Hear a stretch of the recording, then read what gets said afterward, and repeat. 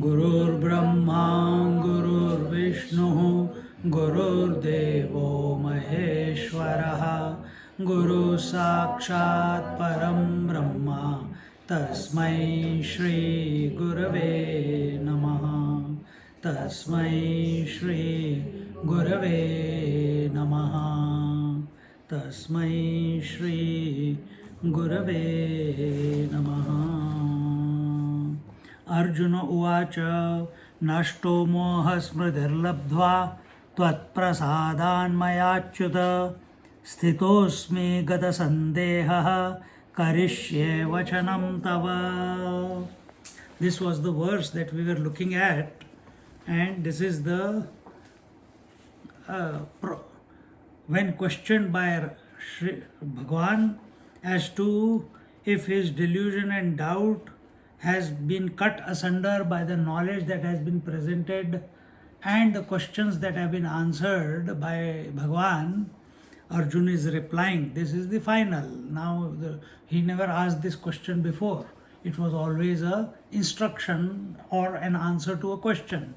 But here, in the end, he asked that has your delusion and your confusion gone away? So the Arjuna is answering, my delusion is gone. I have now recollection of my duty through your grace. O Achyuta, I stand secure with no doubts and shall do what you say. That is the language. It is the etiquette. And there are times when Bhagwan has told him that use this arrow or let's go after this fellow and not worry about this person in consultation. And whenever Bhagwan has suggested him on the battlefield, he has followed it also. And if you notice that when the war began, when the war was declared by the Kauravas, and how did they declare the war on the battlefield? By blowing their conch. So first it was blown by the Kaurava army, and then it was the conches blew on the Pandava army. But who was the first one who blew? Krishna. Then the Pandavas followed. So all these are small signs by which we see that they are all guided by the divine, rather than no, he is nobody, he is not picking up the arms. How can he pick up how can he play the conch first? Yudhishthira is not saying I am the king, so I must play, or some other elder must do. Nothing like that. They are very clear who Krishna is. And in this manner, we were up till 1565. So now we continue from there on. ये विषयी माझे ठाई संदेहाचे नुरेची काही त्रिशुद्धी कर्म जेथ नाही ते मी झालो तुझे निमज मी पावोनी कर्तव्य गेले निपटूनी परी आज्ञा तुझी वाचोनी आन नाही प्रभो काजे दृश्य दृश्याते नाशी जे दुजे द्वैताते ग्रासी जे एक परी सर्वदेशी वसवी सदा जयाचे निसंबंधे बंधू फिटे जयाची आशा आस तुटे जे भेटलया सर्व भेटे आपण पाची ते तू गुरुलिंग जी माझे जेगले कलेपणीचे विरजे जया लागी बोलांडीजे अद्वैत Bodhu. He says in the strain of his answer, man, I can't. Arjuna is saying that, where are we? 65. He says, I do not feel even a shadow of doubt about it. I have now reached that state in which nothing remains for me to do. Today some ladies came, Aarti and Shilpa. If everything is Bhagwan, if everything is divine, then we don't have anything to do. How would you resolve this? I am asking. If everything is divine, Jeev, Jagat, Ishwar is nothing but that Paramatma, that absolute. He is the material cause, he is the efficient cause. Just like everything is water, name is just a name given to a piece of beginning and end on the water. But everything, you can't touch a wave, you are touching a water. So if everything is divine, past, present, future, time, space, objectivity, thoughts, mind, intellect, I, subject, object, world, everything is divine, then why do we have to do any sadhana then? What is left for us to do if everything is divine? Then why study books? Remembering all the time that he is the divine, he is the one who is doing it. Remembering also presupposes that you are not that. So you are remembering. So you are still separate from him. So if we are having a disposition that everything is divine, then why not live that? Why don't we accept everything as divine then? Why am I not accepting you as divine? Divine meaning, if it cannot be outside in, it is I am divine, the self is divine, that divine is pervading the body. Body is also divine, breath is also divine, senses are also divine, thoughts are also divine. Kam, Krodh, Lobha, Moha, Mada, Matsara, that is also divine. All the other world outside expressing itself, that is also divine. Waking, dream, deep sleep with the Triputi, that is also divine. Micro and macro, that is also divine. Then what is there left for us to do if everything is divine? That's what we have learned. We haven't experienced that yet. We have not realized that yet. And why have we not realized it? We were still in a duality with the ego. You are still the individual. And what is individuality? You are still as if identified with I am only this body. Till this feeling is there, even though in your meditation and there are times when we are doing japa, we get completely absorbed and you can feel the oneness at that time. But it doesn't last too long. Once you open your eyes, again the world is there. So till it does not happen, we have to do the sadhana. And what is the sadhana? As we told in Dakshinamurti also, or Dakshinamurti told us, that we have to keep making our mind focused on the divine and at the same time keep contemplating on the divine. These are the twofold preparation that we need to do. Don't worry about dissolution. If you are making your mind focused and you are contemplating on the truth, dissolution will automatically happen. Automatically it will happen. But if you try to dissolve, you will create some unwanted tangents coming out of that forceful sadhana, which will again entangle you into something. So we don't want that. We want contemplation should be of such a caliber that initial stages, the mind dissolves effortlessly. And when the mind dissolves, there is no doubt as to who you are. So mind has got dissolved thinking of the divine. The mind has dissolved thinking of its source, which is the Atma. The mind has dissolved seeking, who am I? Same thing. Then it is healthy. Because there is no result after that, because you are already there. Then who is doing the sadhana? Are you doing the sadhana, or the mind is doing the sadhana? The mind is doing the sadhana. In that mind, there is an I, which is the ego or the individual, the waker whom you are talking, who is a temporary manifestation. That is the ego.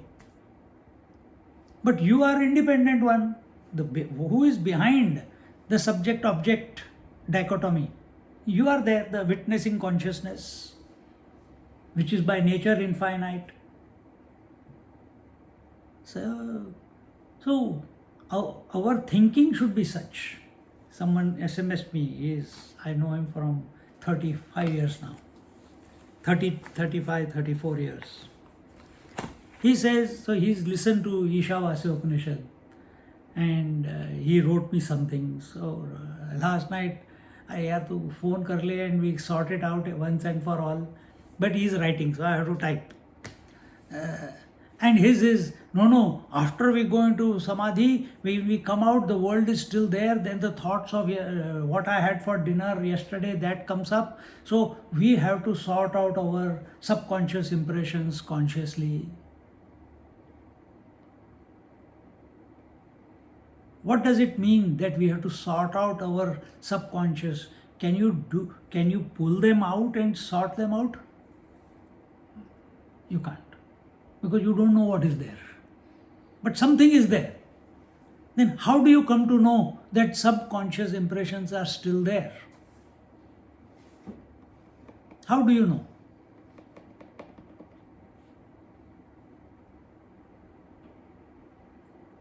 By desires, by thoughts, by memories. Memories appear as desires only. So what is the way to dissolve or grow out or let go of the subconscious impressions which are appearing? You have become focused on the self, you are in meditation, and the mind, sometimes from the depths of the mind, some urges come. At that time, what can you do for those urges to be neutralized so that they don't fructify into even more thoughts and desires? What can you do? Purify the mind.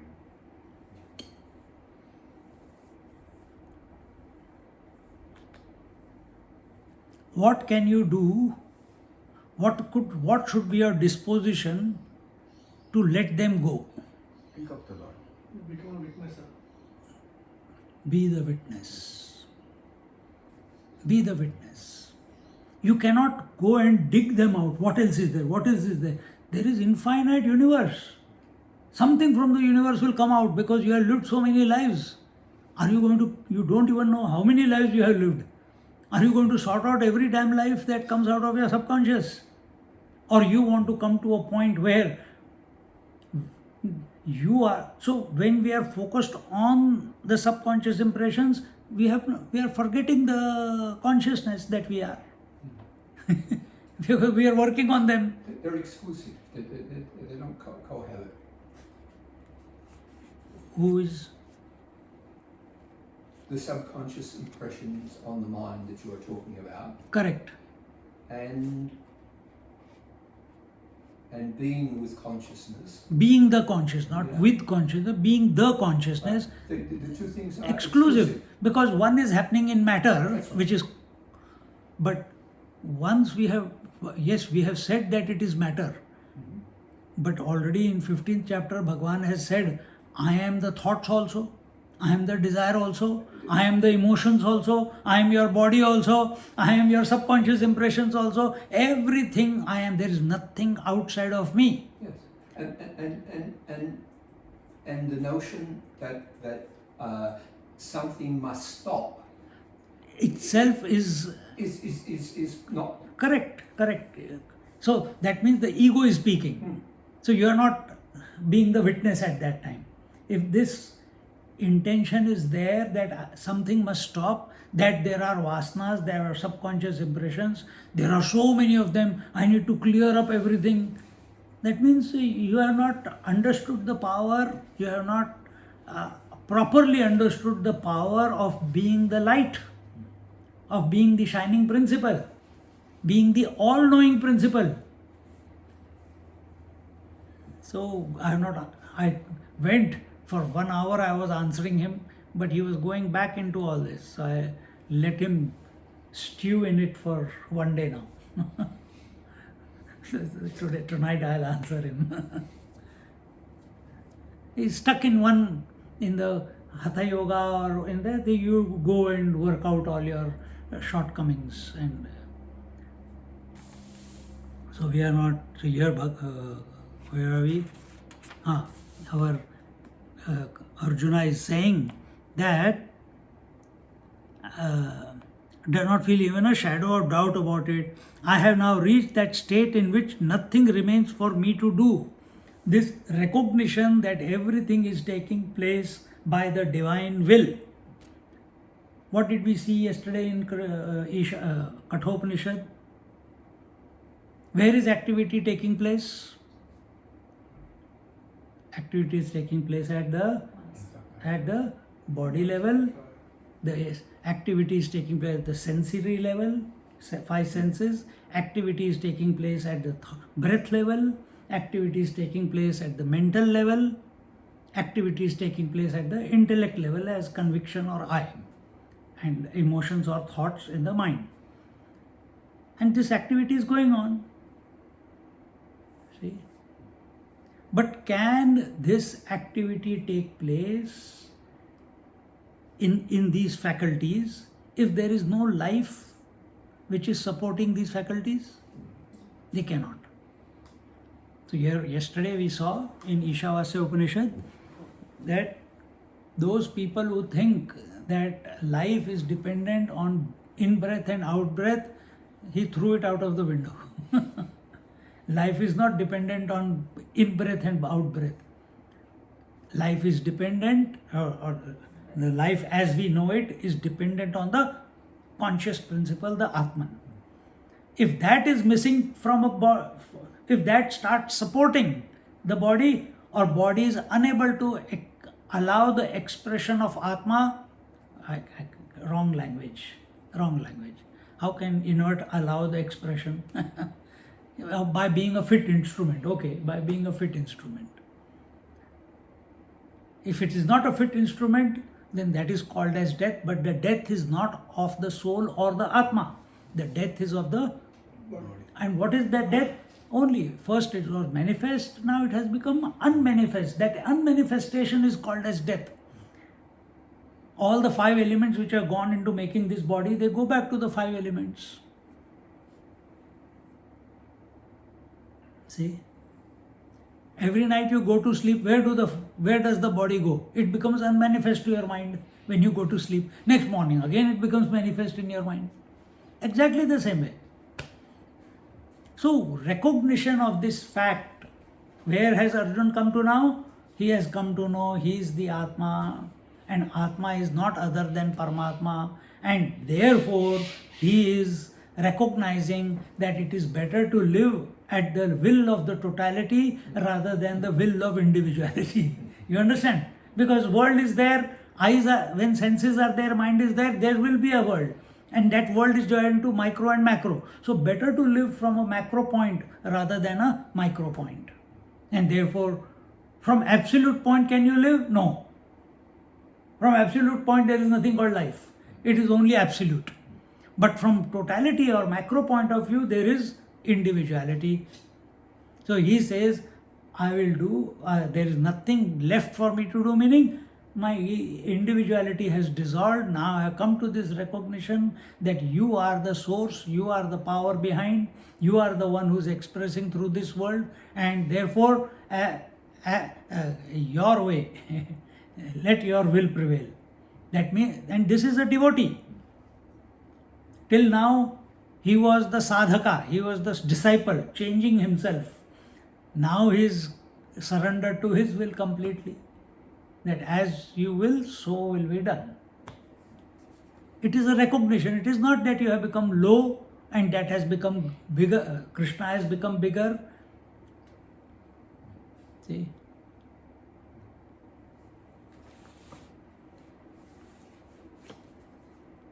I have realized my essential nature through you, and there remains nothing for me to do except do your bidding. You are my preceptor, my God, the light of whom obliterates the visible universe. Now he is very clear, meaning all, if I remove the glasses, everything is hazy. If I say, thank you, my glasses, because of you, now I have got clear vision. I see everything as it is. Bhagwan tried to give him, he gave him the vision in the 11th chapter, the Vishwarup Darshan. He couldn't handle it. He needed some more refinement, and that refinement took another 4 chapters or 5 chapters, but that was in 11th chapter. 12, 13, 14, 15, 16, 17, 18. 7 chapters, another 7 chapters.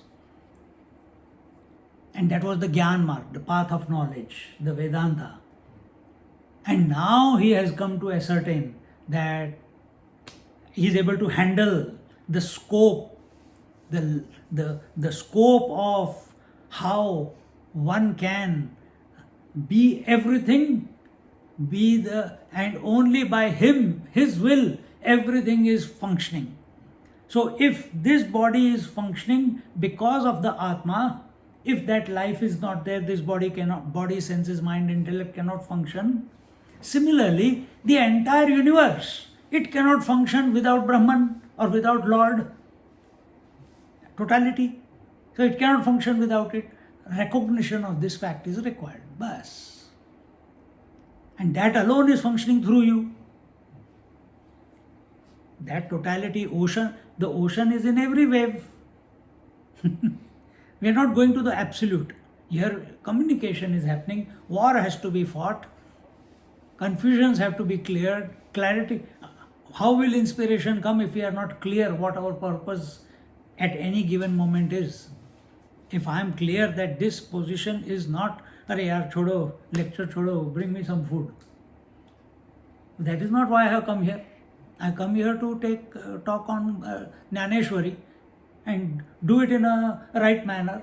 You also come here for Gyaneshwari, listen to it in the right manner. Then both are inspired. Not that I am dependent on you, but it helps sometimes. Otherwise, when we do it from the room, there is nobody there, still we are inspired. But important is you have to be clear. When you are eating, be clear, be single pointed about eating. Don't dilute it with watching TV or listening to music or watching your phone or whatever. Be completely, whatever you do it with full focus. Then you are here and now, whatever is presenting in front of you, you are with it 100%.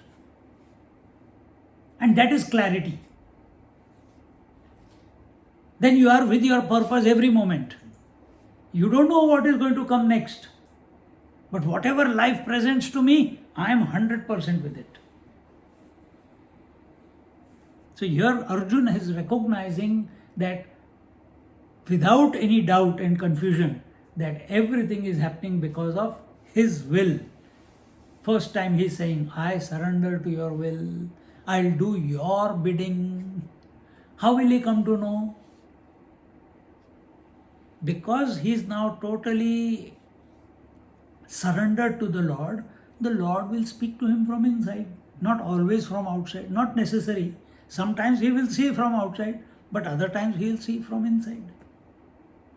As the inner voice that is there in every one of us.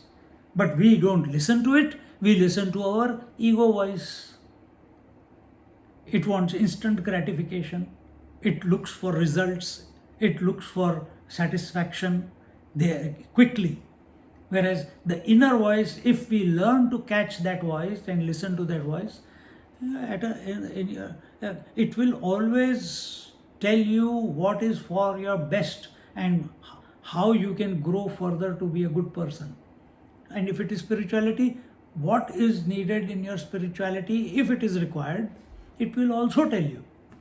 It will guide you from inside. But we are not available to it. Now Arjuna is becoming available to it. Only now,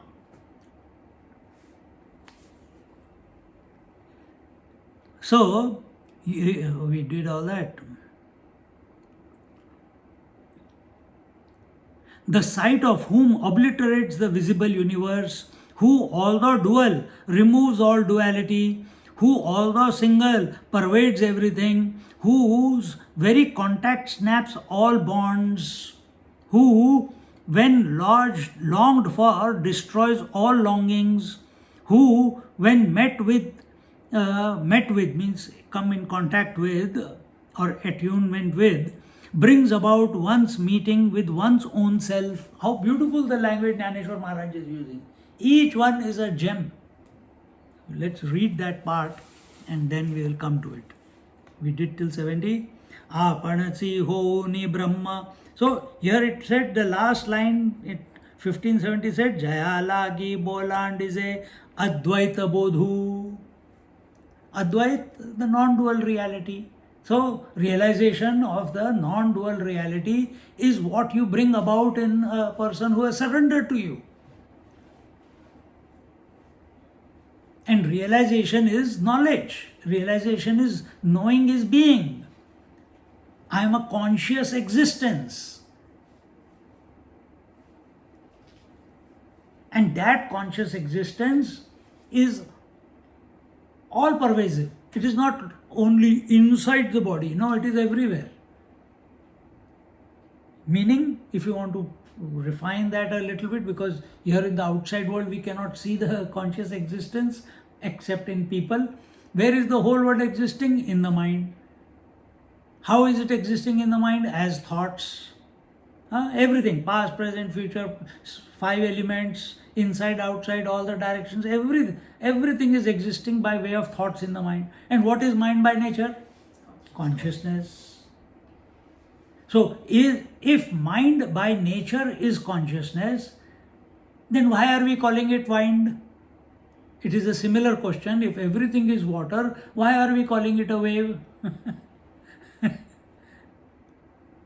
If everything is consciousness, why are we calling it mind?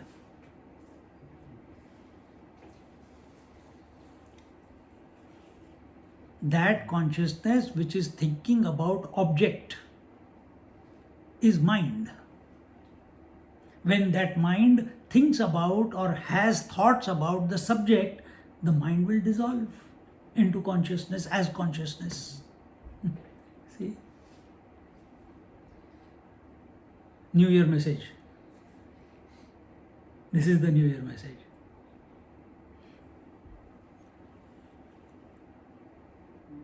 Vicharatmika buddhi and Vikaratmika buddhi. Buddhi is intellect.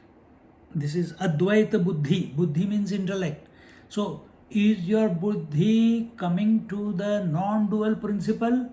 Here, how is the teaching going on? In duality. How is the teaching in duality going on? By way of communication. Communication can only be between two. This is duality. But what is the communication about? What is the quality of communication? That there is only one. You see? This is the contradiction. Even though two are talking, but it is leading to one. Advaita. Now we'll look at each example. It's beautiful what he is telling here. Apanasi ho ni Brahma sarize krutya krutyanse kama mag kize ki nissima seva jayachi. Oh, so it was, don't have to go further. It is here only. Pari agya tuzi vachoni an nahi prabho. That means there is nothing mine, there is no I, there is no my will, it is only your will now, O Lord. This is the first one. This he comes, we already saw. Kaze drishya drishyate nashi. The seer and the seen have got, the duality of the seer and seen is destroyed. Kaze drishya drishyate nashi. Ze duze dvaitate grasi. And here, let's see what he says in this one. Who although dual removes all duality. Ze duze dvaitate grasi. Grasi means you dissolve or you eat up the duality. When thought about, we are thinking of the divine only through thoughts. There's no other way we can contemplate. How do you do contemplation on reality? By way of thoughts. But what is that contemplation leading to? Removal of duality. You are doing contemplation in duality, and what is the result? Well, it's not a result. Here what he is saying is, it eats up the duality, that contemplation. Then continuing, next one. Je ek pare sarva deshi vasavi sada. Here he says that Sarvadeshi is that you are all pervading. You are who, although single, pervades everything. So water is one without a second, but it pervades all the oceans, all the waves. Gold is one, it pervades all the manyness of the ornaments. Mud is one, it is pervading all the pots. Similarly, the divine principle, the absolute, is one without a second, but it pervades the entire relativity. Relativity, all duality. Everything means where there is manyness. So even though you are one, you are pervading the many. It's again contradiction. Where there is question of manyness, if there is only one without a second. Yet, this is our experience here. Many limbs, many senses, many thoughts, but we are one. Then we have many thoughts in the dream. Then we have got no thoughts in the sleep. But everything is pervaded by which one? The one who is in whose presence all these are coming and going. So in this manner, he says, so sada jaya cheni sambandhe bandhu fite jaya chiya asha asatute je bhetalaya sarva bhete apanapachi. He says here in the next one that although single pervades everything, whose very contact snaps all bonds. So the moment we contact, the moment wave goes to discover the totality, even if its thought is to discover the totality, or for some people, the wave wants to realize itself.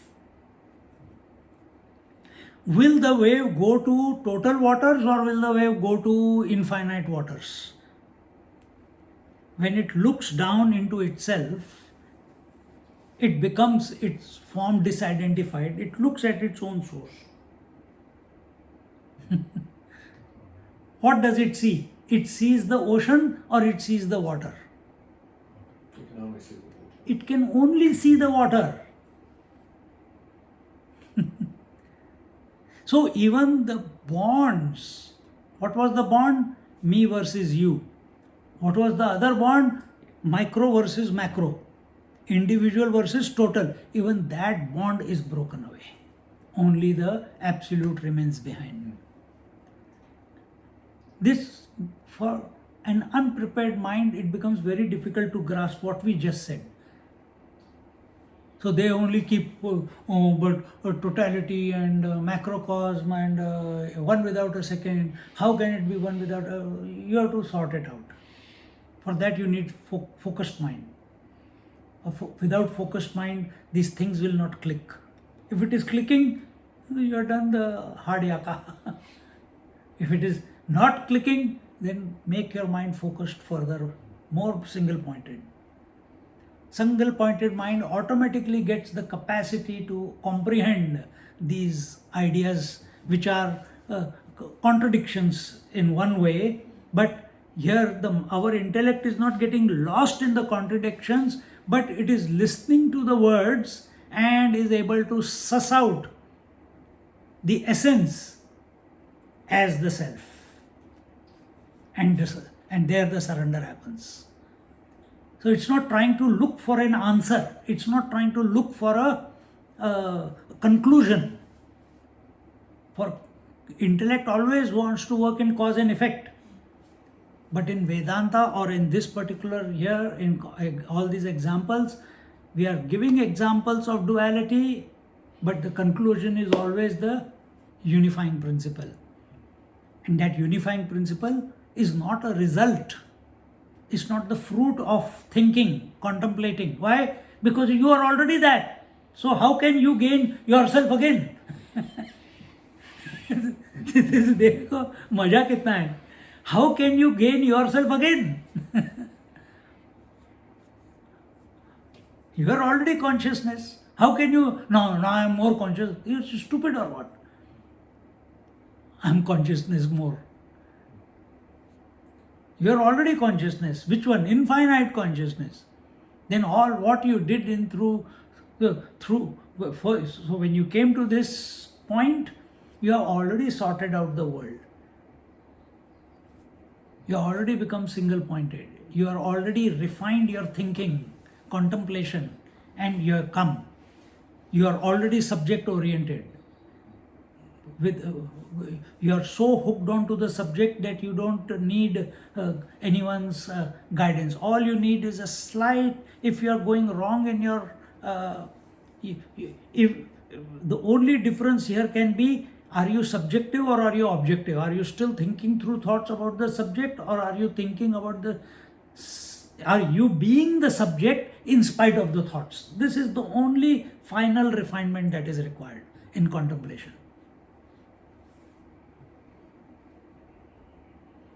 Either you are in the mind as the I, or you are the witnessing consciousness in whose presence the mind or the thoughts is coming and going. See? मजा आ जाता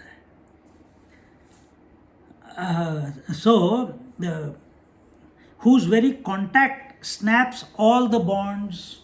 So just like contact with sleep destroys all the bonds of relationships when we are in sleep. But there the problem is, next morning the relationships again begin. But here, once you come in touch with the divine, once the wave comes to realize that it is the water, it cannot go back to being the ocean or the wave. Will the waveness express? Yes. Will the ocean be there? People will call ocean? Yes. But that wave has become free. That wave has become free. Snap all bonds. What is the main bond which is creating other bonds? Body identification, form identification, nama rupa adhyasa identification. Continuing, who when long for destroys all longings. Longing is desire. When you desire that, it destroys all other desires. When you desire sleep, it destroys all other desires of the waking and dream. Our experience. We are not bringing something from outside. Our own experience. In the deep sleep, there is no desire. If we can become conscious of the consciousness that we are, as long as you are thinking of yourself as an individual, you have to have a desire for it, for which the term is mumukshutvam. But once you come to abide in the consciousness as consciousness, thereafter, why there are no desires? Why there are no desires? Desire is always about something else other than... Good, but why there are no desires once you have come to be one with what you desired, which is the consciousness? Because there is nothing else apart Because you're complete. Yes, so once you are complete, there can be no desires. In that one, we are using the word that one longing, and longing it, you are one with it, and you are one with what? With the infinite. In the infinite, all the desires are always fulfilled. If we want to use the word, there is nothing, because there is no duality, therefore you are ever fulfilled in the unity of consciousness. I can't even use the word unity of consciousness. In the consciousness, in the infinite consciousness. All desires are now imagine if the mind is full of desires and that mind has now taken a dip, as we told you in Dakshinamurti, it has taken a dip in the consciousness. When it comes out, it has to be wet. You take a dip in the water, you come out, you cannot come out dry. So you are wet. You are wet with what? You are wet with consciousness. So which means every consciousness has become of the nature of consciousness. Everything is wet. So everything is conscious. Cloth is wet, skin is wet, eyebrows are wet, hair is wet, limbs are wet. Every part of your body is wet. So that whole world which was existing in your mind, that mind went into the consciousness, it realized the consciousness. Mind's nature is to come back again, go through waking, dream, deep sleep. That is what its job is.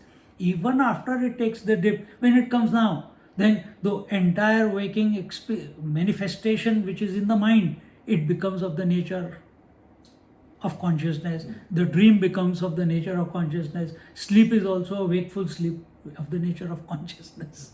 You will never forget that you are the consciousness. This is the best way we can explain, because we are using words and trying to explain that which cannot be explained. Just like Jnaneshwari Maharaj is trying to say, is giving you examples and bringing your attention to that longing for one, all longings are fulfilled. Or what did he say? He said what? Who when longed for destroys all longings. When we long for the conscious I, when we long for the Atman, all longings they become neutralized or fulfilled anyway. Then continuing next one, who when met with brings about one's meeting with one's own self. So when we come to meet, when the individual I meets the witnessing I or the witnessing consciousness, you have come to meet with yourself. Then there is no objectivity left thereafter. So when you think about that witness, that conscious principle, it brings about meeting of yourself with yourself. When the wife thinks of the woman that she is, thinking of the woman brings the meeting of the woman, the wife with the woman. She realized. For whom were the problems or challenges or the hardships? For the wife. For whom? Now go back, take the whole experience one step within. Now, if being the woman is the role that you are playing, then what is the source behind? The conscious principle. So right now I am the body, I am the body, the jiva. The jiva is thinking about the Atma.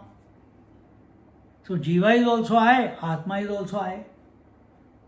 As jiva, you are continuously going from pillar to post by way of waking, then dream, then sleep, then waking, then dream, then sleep. But once you come to the real I, the conscious I, there is no more running afterwards. There is no more running. Full stop. The jiva has come to his source. He has come to realize this is my true nature. Unnecessarily I was suffering, going through waking, dream and deep sleep. Just like the wife realizes, unnecessarily I am thinking, I am the woman, I am free.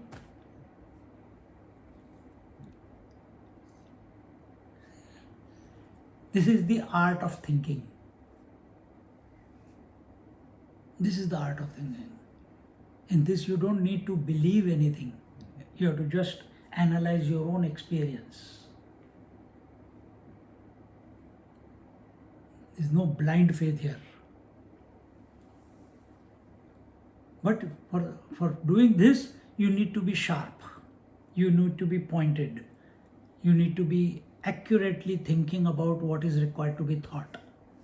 The intentions must be absolutely clear. And the intention cannot be sometime now and not afterward. No, it has to, you have to steep into it. It has to take you over. You should be incessantly contemplating on that or focusing on that. If you focus, contemplation will automatically begin.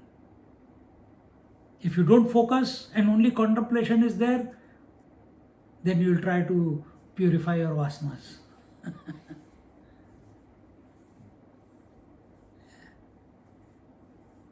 And yes, there are scriptures in which it is written that you have to purify your vasanas. But we are in the path, we are going beyond that. We want to give up our will. Why do I want to give up my will? And by thinking about the vasanas or subconscious impressions, my will never go away. But when my will is directed towards the self, the will itself will dissolve. That's what he's saying. When the self is longed for, all longing vanishes. You understand? So in this manner, with one's own self, who keeps company in solitude and leads one beyond the knowledge of non-duality. So right now we are talking of non-duality. We have to be the non-dual one. So it is only by His grace. You cannot gain the knowledge of non-duality through books, through scriptures, through someone's mouth. You can listen, but its application must happen on ourselves. That sharp, discriminative intellect is is a prerequisite, I should say, in order to abide. Continuing.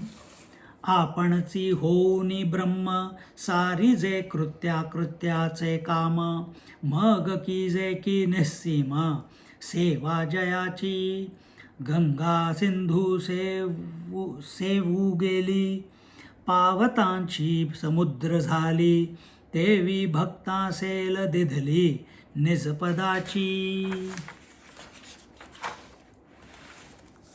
तो तू माझा जी निरुपचारू श्रीकृष्णा सेव्य सद्गुरु मा ब्रह्मतेचा उपकारू हाची मानी जे मज तुम्हा आड होते भेदाचे कवाड ते फेडोनी केले गोड सेवा सुख तरी आता तुझी आज्ञा सकळ देवाधिदेव राज्ञा करीन देई अनुज्ञा भलतीये विषयी. He says that, where are we? If after becoming Brahman and relinquishing all actions, good or bad, I wish to serve you faithfully, you give the devotee a share of your divinity, just as when the river Ganges goes to serve the ocean. You understand this.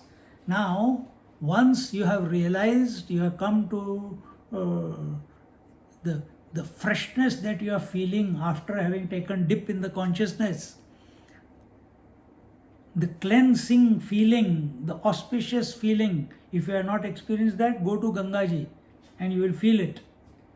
You feel holy merely taking a dip in the river.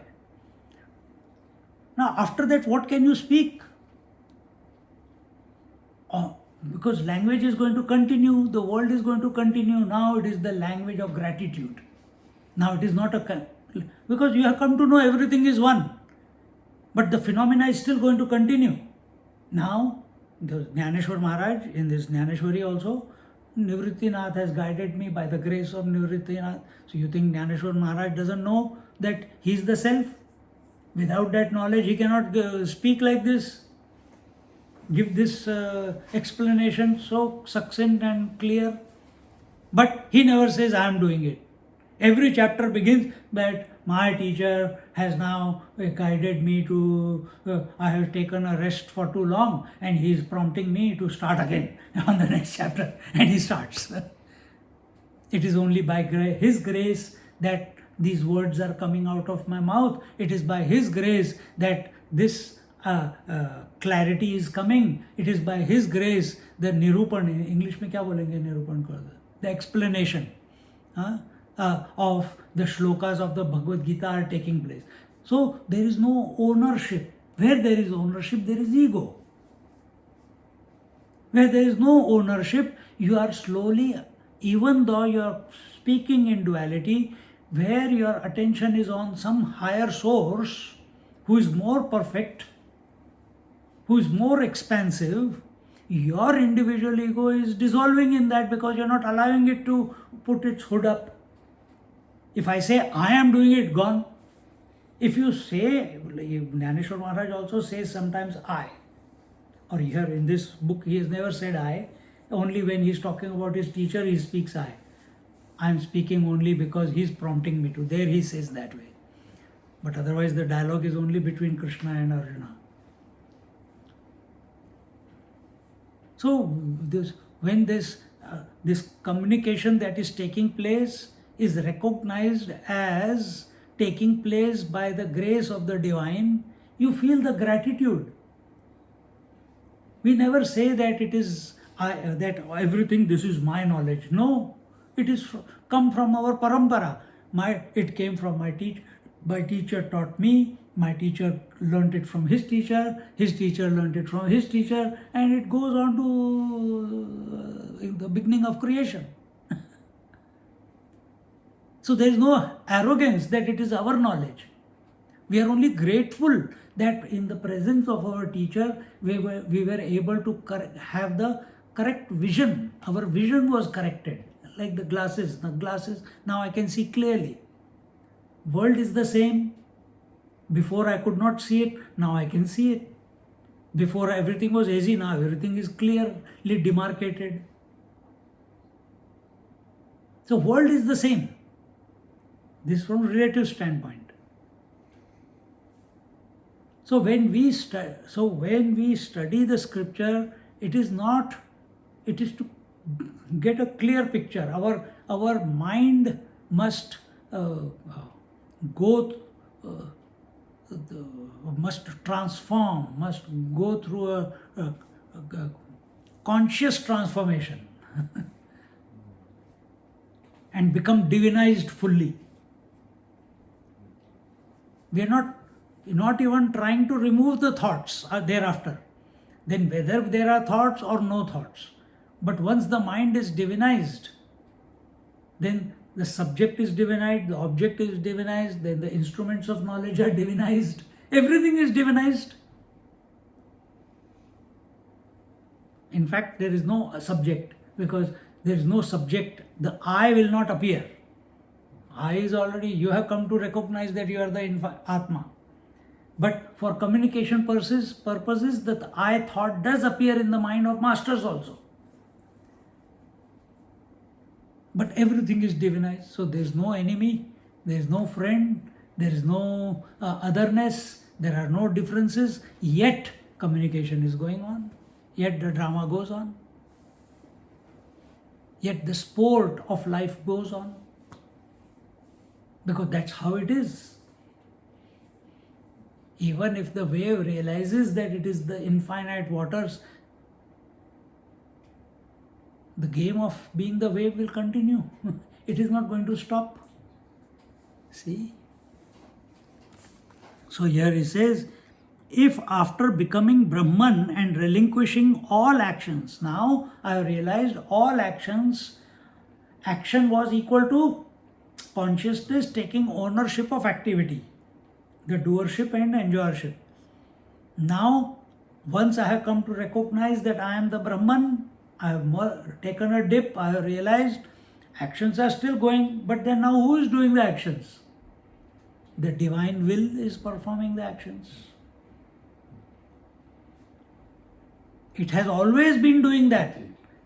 It always From time immemorial, everything is by His will or by the nature's will or the divine will, it is all going on. You have to be very careful here. Here, when we say it is happening by His will, there is no one to do something there. It is only in the presence of the conscious principle the matter gets activated. And when matter gets activated, we say there is a world, that there is activity. If that conscious principle gets identified with the activity, he is called the doer. He takes the role of a doer. Here what Arjuna has taken, until he was a doer, he was confused, he was having doubt, should he fight or should he not fight? Now there is no doubt. Activities will still happen. And what is the activity? The war is going to still happen. But there is no, before what was, as an individual, what was he saying? I don't want to kill my brothers. I don't want to kill my teacher. I don't want to kill my grandfather. So someone else's grandfather is okay, but my grandfather I will not kill. Someone else's teacher is okay, but I will not kill my teacher. Someone else's brother is okay, but I will not kill my brother. Why? Then I'll go to hell. I don't want to go to hell. When individuality thinks in very funny ways. These statements, as valid as they seem to be, they were born out of what? They were born out of the individual consciousness attached to something or someone. Therefore, these statements were coming out. And the doubt, which led to doubt and confusion. Situation is same. The father, grandfather, teacher, brothers are still the same. Heaven and hell are, if they are there, they are also the same. What has changed in Arjuna? The vision. Yes, and that vision has transformed because he has surrendered. He has come to know what his true identity is. Before it was an identity crisis. Because you, as an individual, you will always have crisis. When you are the witnessing consciousness or you are the independent consciousness, you are free of crisis. That is what have happened to Arjuna. Now no crisis. Identity is clear. And what is the identity? I know you only are functioning through me. You are only functioning through every one of them. You are only killing yourself. You are only giving birth to the whole creation. You are only eating it up by yourself. It's all game going on. Nothing to be serious about. But that does not mean that you go and kill everyone. You have to face the consequence. Here it's a dharmic war. It's a war of righteousness. To realign the society.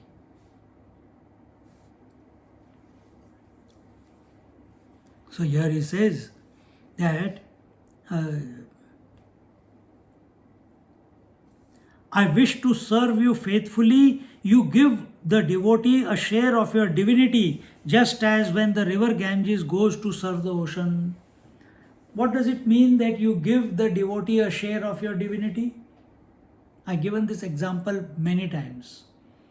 One example is what infinite waters have given a share of its infinitude to that wave who has surrendered to it. Understand? The gold has given a share of its goldness to that ornament which has surrendered to it. Even though it is having a particular shape, but when it is searching the source, it will give, if I am a bangle or I am a necklace or I am a toe ring, how does it matter? I am gold. I should not be too attached to any form. Isn't it? So no attachment. So when he says here that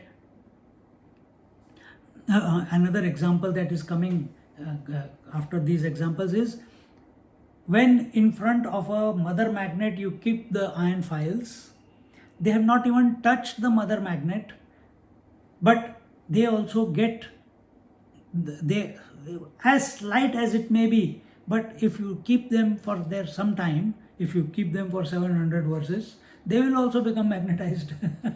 They will also start attracting other thinner iron nails or iron filings to themselves. Exactly the same. Arjuna is saying that in your company, by faithfully being surrendered to you, your divinity is getting transferred into me. And what is that divinity? Clarity of vision. No crisis of identity. Now I come to know who I actually am. Saying this, he says, just as when the river Ganges goes to serve the ocean, it itself, so karishye vachanam tava, so whatever you say, that I will do. Ocean is expanse of waters, and what is the river doing? Adding to the expanse of waters. And where has the river's water come from? Where has the river water come from? The waters of the ocean evaporated, they became clouds, they went to the mountains, dashed against the mountains, then precipitated, then became the droplets, then the streams, then the rivulets, then the river, and again goes back. It's serving the ocean only. But river is having an identity, but originally it is the water of the ocean only. So what are we doing here? Are we recognizing that we are serving the Lord in the form that we find ourselves in? Or as this being, as this consciousness? Are we here to serve the total consciousness, or are we here to serve the individual consciousness? Me, my family, my children, my parents, and full stop. Individual consciousness. But if our thoughts are on the totality, in that totality, your family is already taken care of. Your children are already taken care of. Your parents are already taken care of. But now you become available. You become an instrument in the hands of totality. It sees, this fellow is no longer only about individuality, he is available to me, let me get more job done from him. And it chooses you to do a bigger job. What it wants, not what you want, because you have gone out of the scene now. Karishye vachanam tava. You understanding? He is also, the divinity is also looking all the time. From whom can I express? That's why saints are few. Devotees are a little bit more. Vedantis are even fewer. Karma yogis are many more. But ignorant are maximum. What is ignorance here? Those who think we are this body and I have to do something to survive. This is ignorance. Living in fear, living in ignorance means thinking I am this body is living in ignorance. And this is the identification that we need to break. This is the crisis that is coming to us all the time. Any challenge comes, it's only because you are identified with the body. No, but I am thinking of the divine, but you are thinking of the divine as the individual, therefore challenge is coming. Crisis is coming. If you think of the consciousness as the consciousness, there is no crisis because consciousness by nature is infinite. It's complete. How can there be a crisis? Crisis only comes where there is two. Friction is there only where there is two. Fight is there only where there is duality. We have to convert our vision. And duality is only available to the individual. Divinity is not available to duality. Divinity's take is, I am pervading the duality. Therefore, your right arm doesn't fight with the left arm, your tongue doesn't fight with the teeth, your fingers don't fight with the eye. They are there. Everything is in coexisting, without likes or dislikes, without love or hatred. Can we live like that in this world? It was only possible the way Arjuna has come to live, come to this transformation.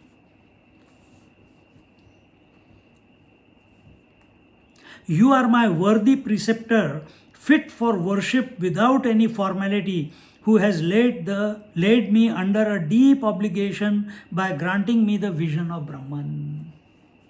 So our gratefulness to our teacher and Shankaracharya who has given this commentary, or Jnaneshwari Maharaj who has given this such simple millions of example commentary, making it so palatable, we can never be grateful enough.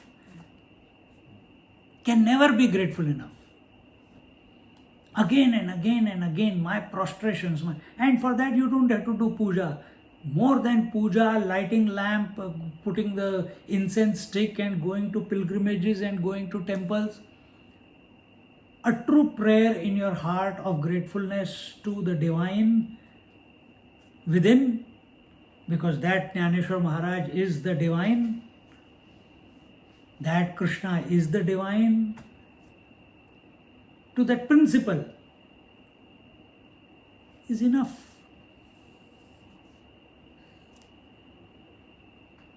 That how many years now? 8, 9 years more. So, and we have continuously stayed with it. It can only happen not because we stayed with it. It was because by His grace we stayed with it. It is by His grace that we never felt that we have to discontinue. It is by His grace that whatever we have understood as we have gone through the Jnaneshwari, it is also by His grace. If things have clicked, it is by His grace. Nothing to do with us. Oh, but I came, I drove, also because His will. Get out of the way. At least in speech begin. And then as you keep using the speech like this, you will feel, yeah, really, it was only by His will that I made the commitment and I came and went through the Shravanam of the entire Jnaneshwari. So, you are my worthy preceptor, fit for worship without any formality, who has laid me under a deep obligation by granting me the vision of Brahman. You have removed. And what is vision of Brahman? Can there be a vision of the infinite? Can there be a realization of the infinite? Can there be realization of that which is already realized, which is your nature already? Think.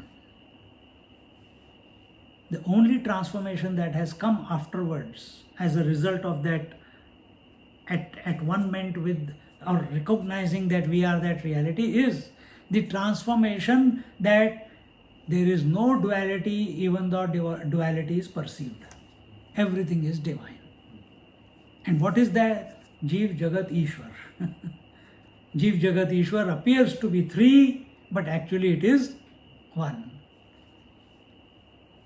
And because we may not be able to see the one pervading through the individuality, the totality and the world. We cannot see it. But here conviction is enough, initially. And once you come to realize, then even though eyes are seeing the duality, but the precipitation of duality is not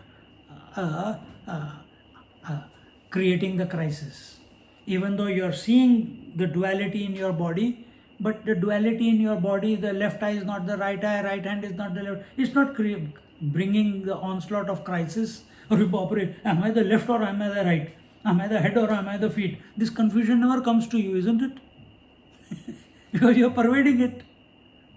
Same thing with the world. Once you are pervading the world, coming to know the truth, The vision is everything is Brahman, the duality will continue, but there is no owner of the duality.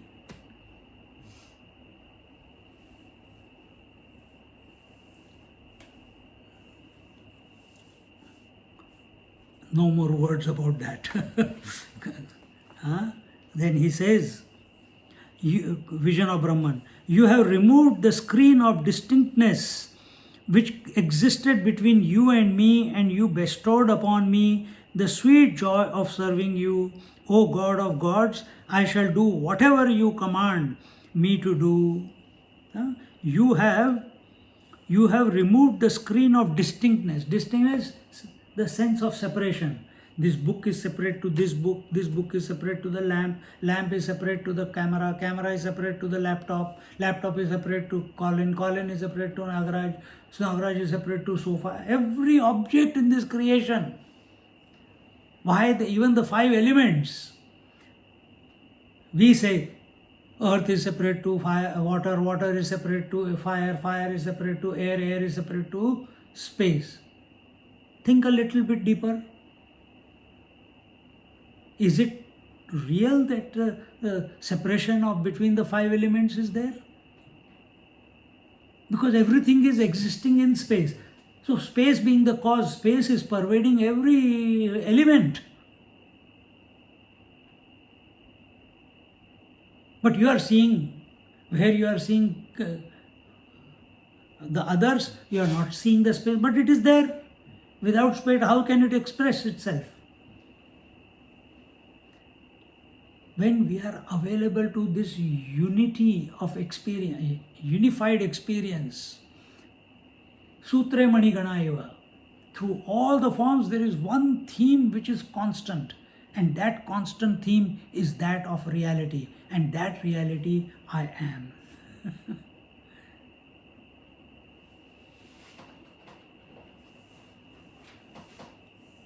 So he says, you have removed the screen of distinctness which existed between you and me, you the infinite one and I the individual one. I thought you were not there, then I came to know that you are there. Now then you are there as the absolute, but then I was searching for you in form, so you were graceful enough to show me the total form in the 11th chapter. But there were also some loose ends.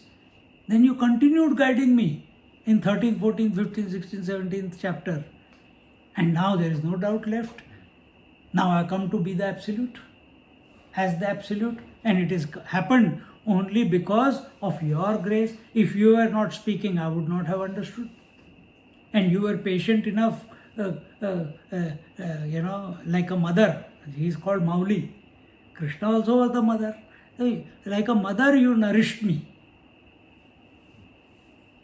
till it clicks to me.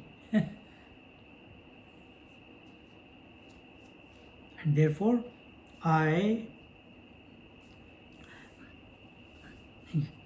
bestowed upon me the sweet joy of serving you. What is that serving you? That serving you is, Krishna did not need Arjuna to establish the righteousness on the earth. He could have killed, he told that all of them are already, he showed no in 11th chapter, all these fellows are already dead. You are going to get the glory. Your name will be famous. That Arjuna, because of Arjuna, the Mahabharata was won. Now Arjuna is remembering that everything is already predetermined. Everything is happening by his will. I am only an instrument. And now that I am recognized that I am the instrument, as an individual also, everything was happening by his will, but I did not recognize. Having surrendered to the teacher, now I recognize that everything is happening by his will. And having recognized, till this body becomes dead, for that matter, in a physical sense, till then the individuality will still be there. teeny weeny bit. And if I have surrendered to my teacher, surrendered to my Lord, and he is allowing me to serve him through the various actions that are taking place, and those actions are taking place by his will, not by my will. See the maja. This is, once you start living like this, then you cannot go back to the old way of living. You cannot go back to the egocentric way of living. You will keep playing the roles, but you can never be serious about them. Roles only be played, but there is no seriousness, because your mind is hooked to this.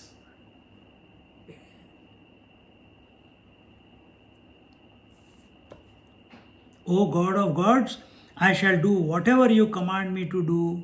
This is a recognition. It is not that is he a controller, is he a master? Yes, he may be.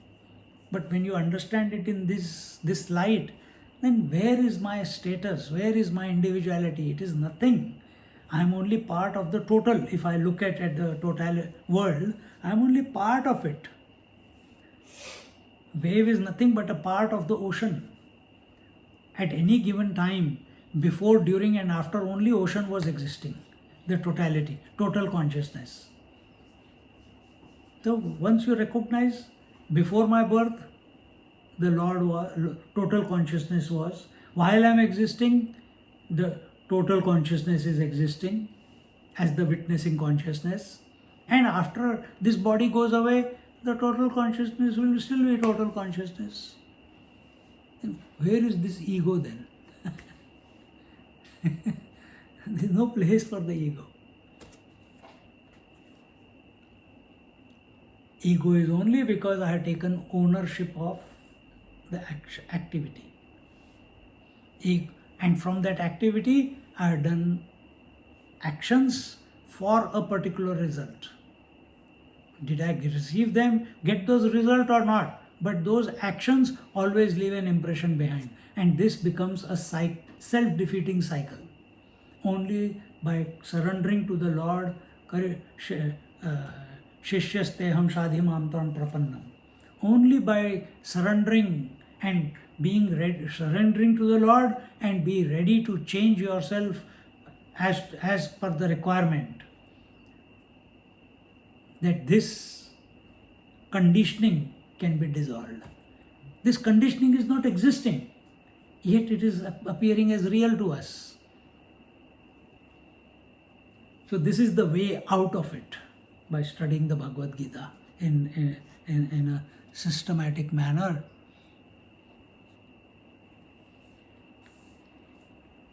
Still a bit of it. चलो कर लेते हैं. यया अर्जुनाचिया बोला देवो नाचे सुखे भुलला म्हणे विश्वफळा झाला फळ हा मज उणेनी उमचला सुधा करू देखुनी आपला कुमरू मर्यादा क्षीरसागरू विसरे चिना ऐसे संवादाचिया बहुला लग्न दोघांचिया आंतुला लागले देखोनी झाला निर्भरू संजयो तेणे म्हणतसे संजयो बाप कृपा निधी रावो तो आपुला मनोभावो अर्जुनेसी केला तेणे उचंबळलेपणे संजय धृतराष्ट्रांते म्हणे जी कैसे बादरायणे रक्षिलो दोघे. Slowly we are coming to the conclusion of the Bhagavad Gita. And here he says, hearing these words of Arjuna, the Lord danced madly with joy and said to himself, Lord is dancing. Why? Why? The teacher dances with joy and shares the joy of the student when he says, Eureka! It clicked. Like when you said it clicked, Swamiji, after one day. You must have seen, I was smiling away, and it's no surprise, but at the same you feel so happy that someone has become clear about one thing. There may be other things which we still want to be clear. But as the clicks keep taking place, and if the teacher shares it, the teacher also feels great, he feels happy. And here, Krishna said, yeah, it was a hard work. 750 verses or 700 verses, you made me talk, now clicked off, fantastic. And that's a true devotee. Now, Krishna's vision is also always unified vision. Now what has happened? Just as two people who are eating gulab jamun, if one has tasted gulab jamun, other has not tasted, you can keep doing PhD on front, we keep giving him thesis about what gulab jamun is, that fellow will never realize what gulab jamun is. But you give him the actual gulab jamun, and both of them, one has already tasted it, the one who has never tasted, you give it to him, the moment his eyes tell everything, and no language is required. Exactly the same way. Krishna is already abiding. He is the infinite conscious. Now, Sir Arjuna, through his surrender, through his readiness to change, and was able to change himself due to his surrender and grace of the Lord, he has become clear. Clarity means being clear not about the world, being clear as to who you essentially are.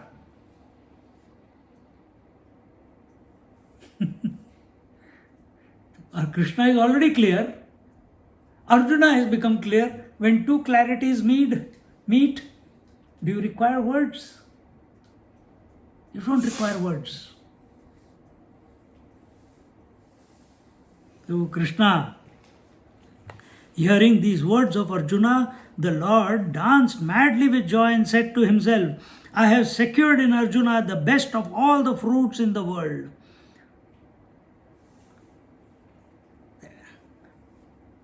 Now, when Krishna is saying I have, does not mean that he is saying it is because of me it has done. When he says I, when Krishna says I, we have to understand. It's not the egoistic rant of his, but it is the recognition that he is the infinite consciousness. And as the total consciousness, he has been able to invoke the infinite consciousness in Arjuna through his words.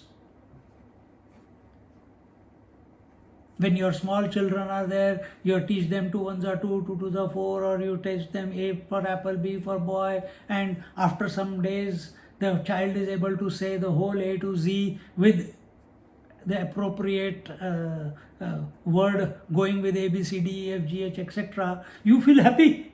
You want to show it off to every family that comes, every person you come across. You say, better start. And the child will say, yeah, you feel great. You have learnt it when you were young, but you are equally happy when your child learns it the first time and is able to display it.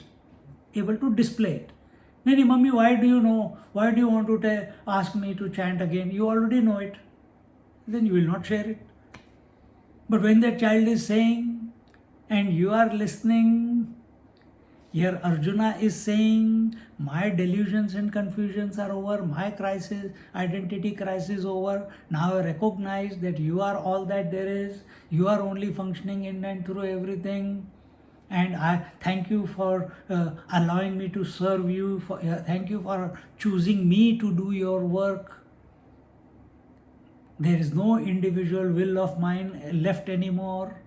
The teacher is happy. Teacher, Krishna is both the Lord as well as the teacher. Dakshinamurti is both the Lord as well as the teacher, who teaches with words as well as in silence.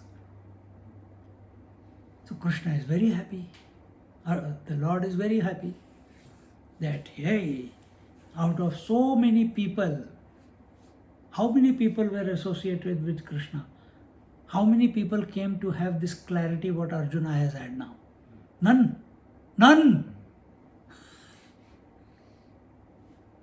In his 128 years, other than Arjuna, none.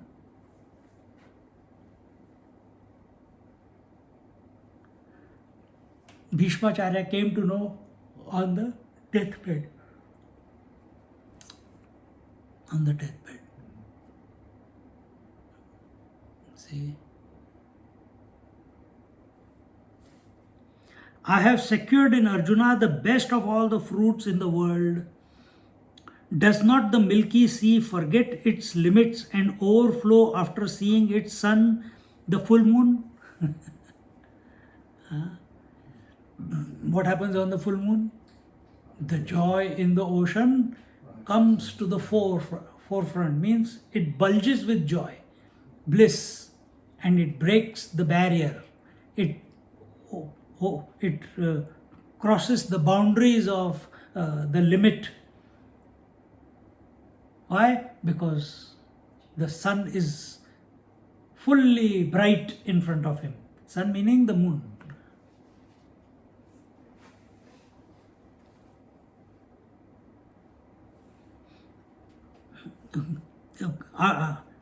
When does not the milky sea forget its limits and overflow after seeing the sun, its sun, the full moon, complete in all its phases?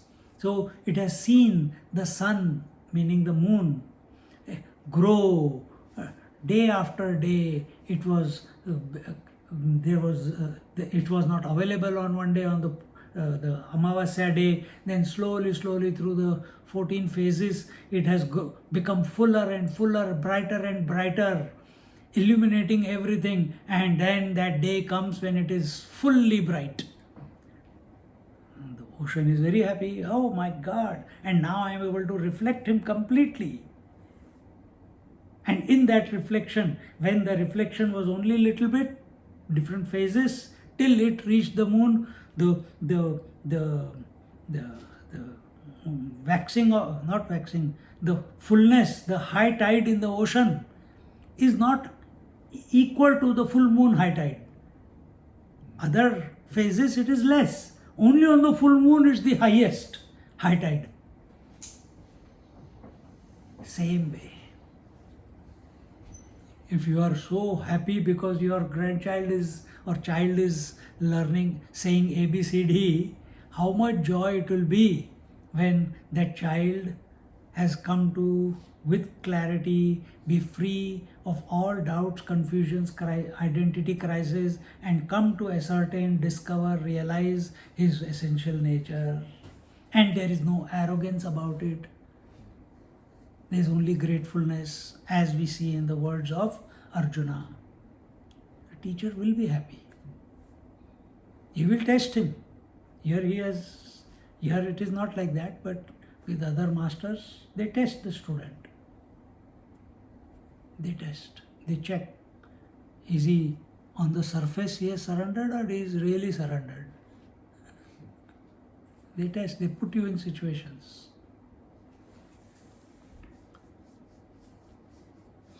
Sanjaya was transported with joy seeing the union of Arjuna and Lord Krishna on the altar in the form of dialogue. Overflowing with that joy, Sanjay said to Dhritarashtra, "Oh, what luck! The merciful sage Vyasa has protected us in this war. You are now blessed with the vision of knowledge, although you lack the physical sight to deal with worldly affairs." See, the sage Vyasa, he is the one who wrote the Mahabharata. In Mahabharata, in the center of that epic story is this Bhagavad Gita. Sage Vyasa, he was present during that time. This is about 5,700 years ago. Whatever, a little bit here and there, we don't know. Different researchers say different, approximately like that. Some say 5,000 before Christ, some say from now 5,700 years from now. So that means 3,750 BC. That's when Mahabharata took place. That time Krishna was there. Artifacts also have been found of the Pandava time, of that time in India. So he is there. When Sanjay, because the war was ready to be fought, Vedvyas came out of compassion to the blind king and he said, "O king, I'll give you your vision and then you will see the mistakes that you are making by allowing this war to take place. And if you see it with your own eyes, what is transpiring there, maybe you will change your decision and you still are in authority, you are still the king, you can still say, stop, no more war. Give what Pandavas need or whatever is required to be done, you will do that. Right now you are attached to your son because you cannot see, you see he is your extension and therefore in that attachment, even he is committing atrocities, you think it is his right.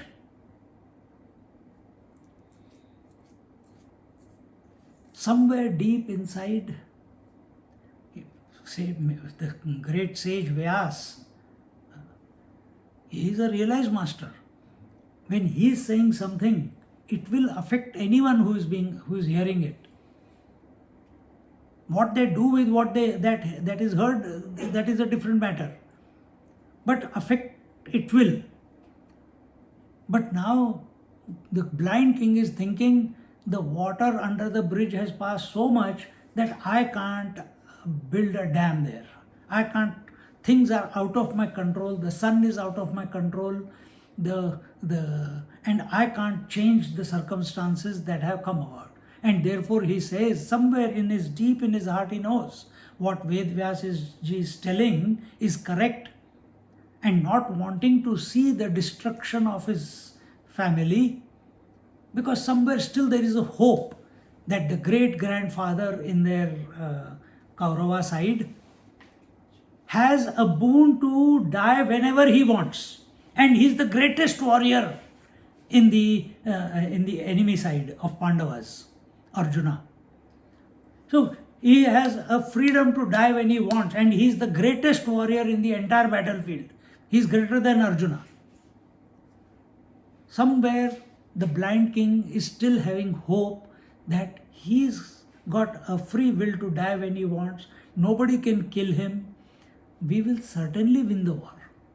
Vedvyasji is saying, this great saint has come and told him, your decision is not right. Your decision is made out of your attachment to your sons, and it is going to lead to destruction. I'll give you the eyes so you can see, and maybe after destruction of 2-3 sons, you will stop the war.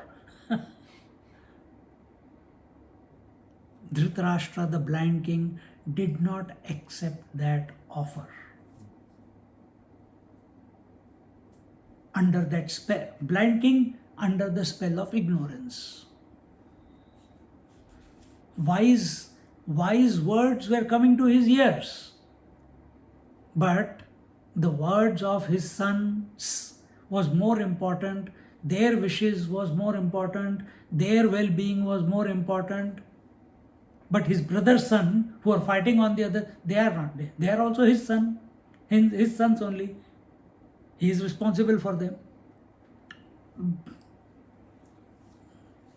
So he doesn't take the divine eyes and he says, no, what will I do? What will I see? Because somewhere inside he knows that we will win the war because that great grandfather is there.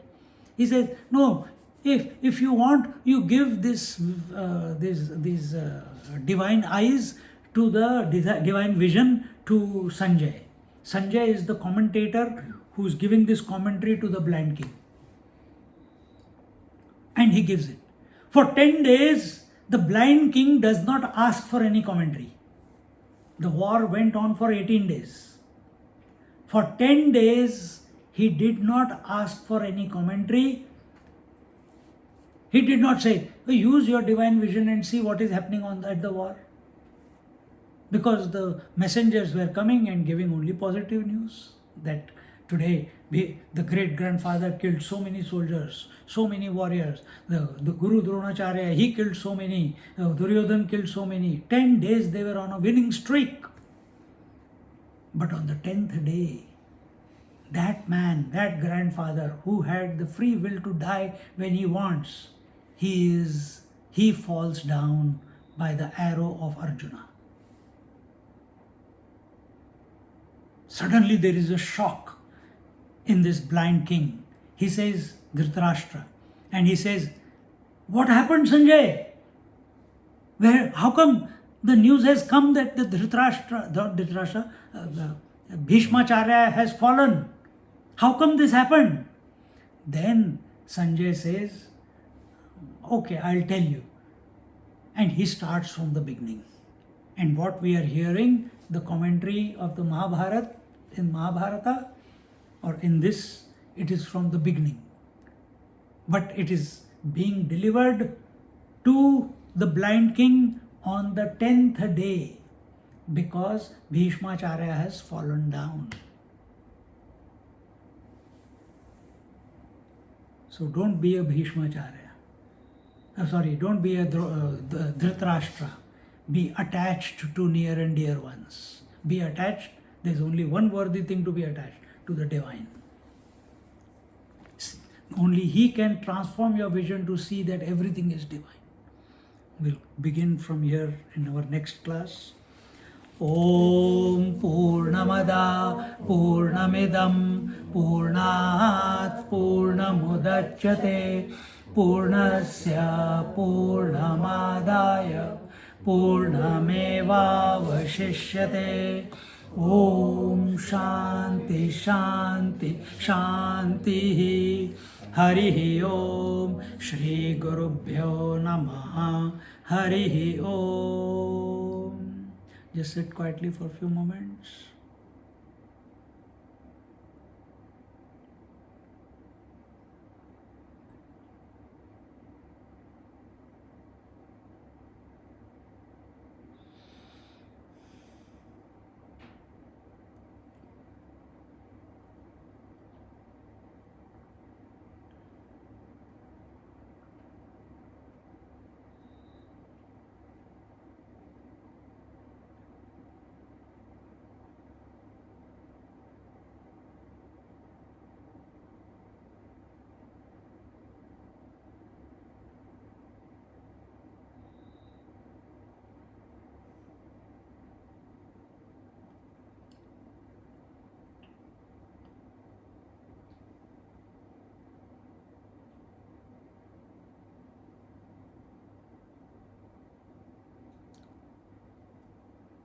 Hari Om.